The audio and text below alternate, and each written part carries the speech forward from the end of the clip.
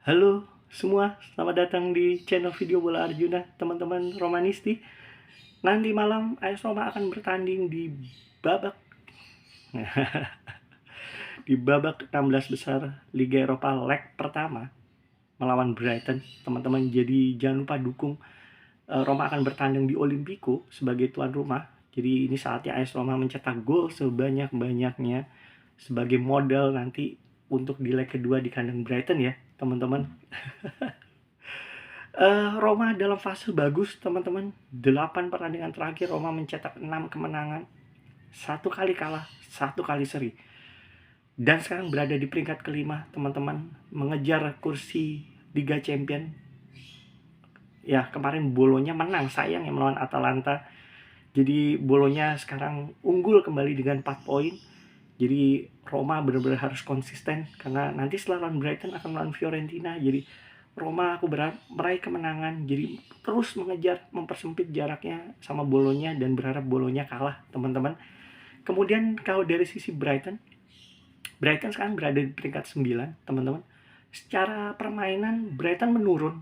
Kalau menurut pendapat aku ya, Brighton mengalami penurunan di bawah Roberto De Zerbi. Dalam 8 pertandingan terakhir, Brighton menang 3 kali, 4 kali kalah, dan 1 kali seri. Termasuk di pertandingan terakhir dihajar sama Fulham 3-0. Jadi bukan modal yang baik bagi pelatih Roberto De Zerbi. Kemudian beberapa pemain kuncinya juga cedera. Kaoru Mitoma cedera, Joao Pedro cedera, kemudian Hansel Wood kalau nggak salah juga cedera, James Milner cedera, salah satu pemain senior dan ya salah satu vice captain kalau tidak salah. Jadi ini mereduksi banget kekuatannya Brighton terutama di sisi serangan ya. Jadi kita berharap Roma bisa memanfaatkan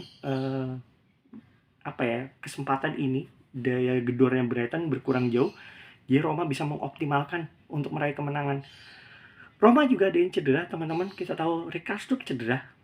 Kemarin lawan Monza, Rasmus Christensen juga cedera. Jadi dua fullback kanan ini bermasalah. Kita nggak tahu siapa yang nanti akan ditampilkan, teman-teman.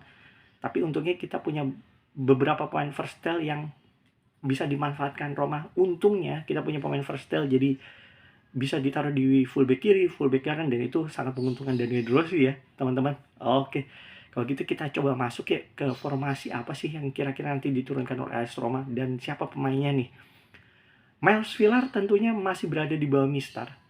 Rui Patricio musim ini sepertinya udah 99% kegeser, kecuali Villar cedera ya. Miles Villar akan berada di bawah Mistar. Di sektor bek kiri dan bek kanan, kalau pengalaman, Spinazzola mungkin akan dipilih di sektor bek kanan. Nikola Zalewski, kalau mau agresivitas, bisa dipilih.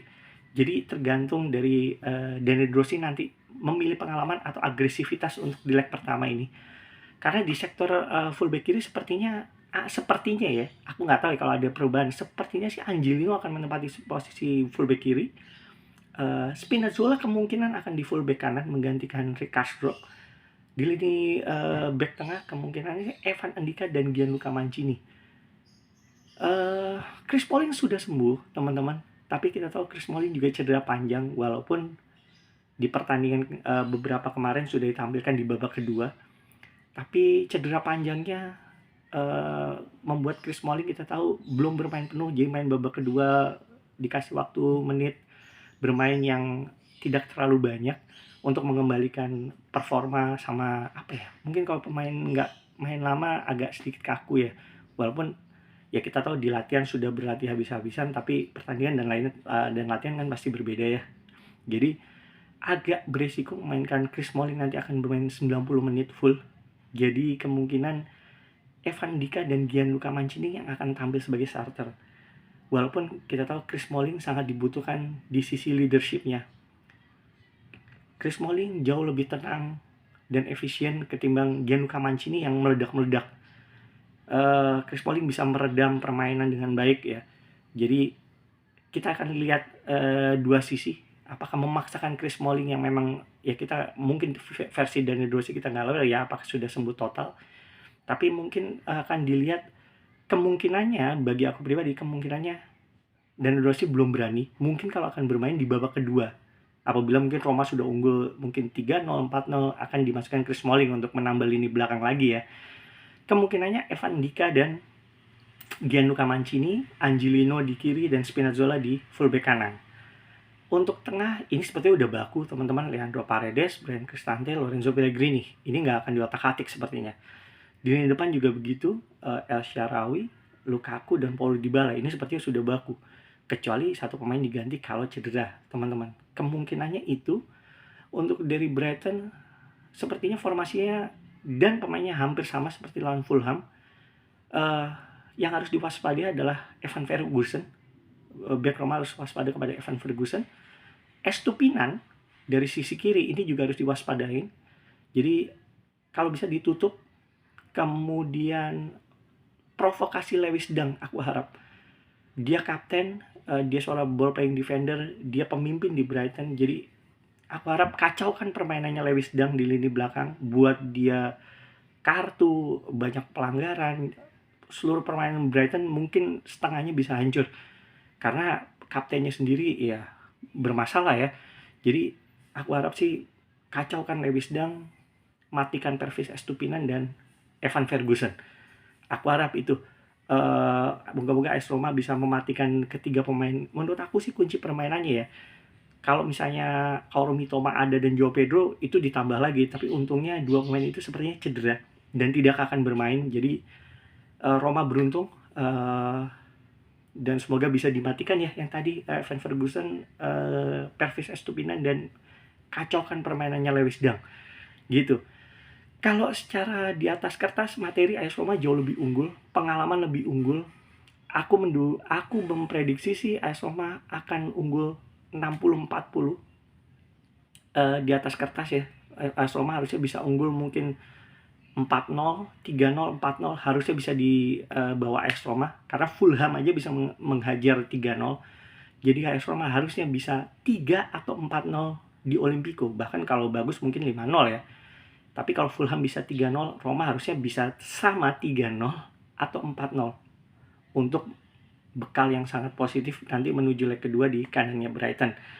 Kemudian kalau untuk dari sisi permainan juga, Roma juga akan menguasai permainan kalau di atas kertas ya.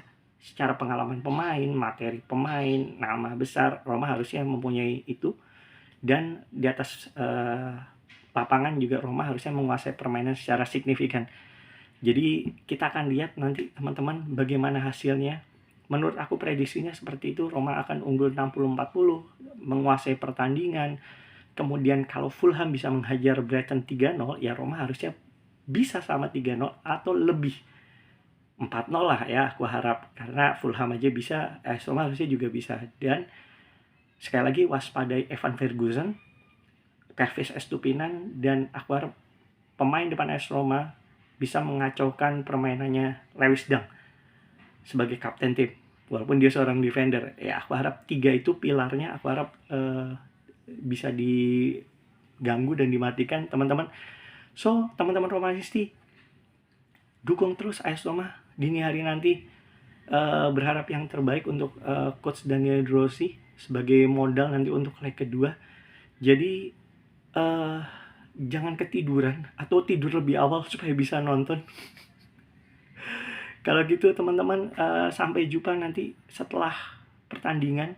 Aku akan buat video lagi dan semoga hasilnya positif teman-teman. Yang aku bilang kita bisa menang 3-0 atau 4-0. Karena Fulham bisa ya, AS Roma harusnya bisa lebih dari itu ya teman-teman. Kayak gitu, salam AS Roma, salam Romanisti teman-teman. Bola Arjuna pamit teman-teman. Kita bertemu lagi setelah video pertandingan melawan Brighton di leg pertama Liga Eropa. Bola Arjuna pamit teman-teman, sampai jumpa.